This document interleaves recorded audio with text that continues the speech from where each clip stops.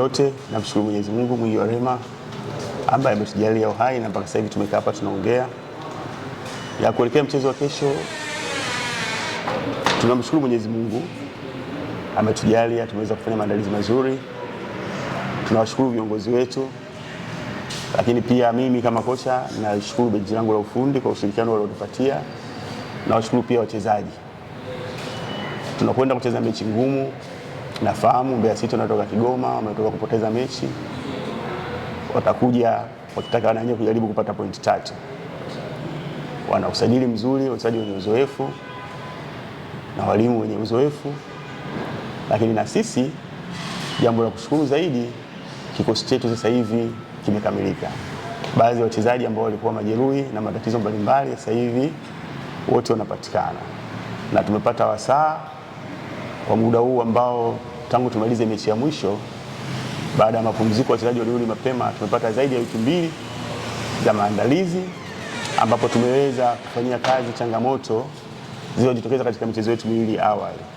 Kwa hiyo kesho panapo majaliwa tunategemea vijana watakwenda kufanya mambo makubwa zaidi ili kuwapa faraja wapenzi wetu wa Coastal Union. Na tunawaalika waje kwa wingi kwa sababu wao ndio mchezaji wa 12. Sisi kama walimu yote yanayotakiwa kuboreshwa tumeshaboresha na wachezaji wako tayari, wana ari.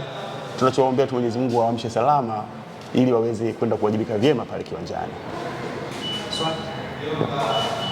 Mwalimu, kuelekea mchezo kesho, tumeshuhudia michezo mingi ambayo umecheza nyumbani. Kuna shida kubwa kidogo kwenye kufunga magoli. Tunapata ushindi wa 1 ni kwa namna gani umefanyia kazi eneo hili kuhakikisha kwamba kesho tunapata magoli mengi?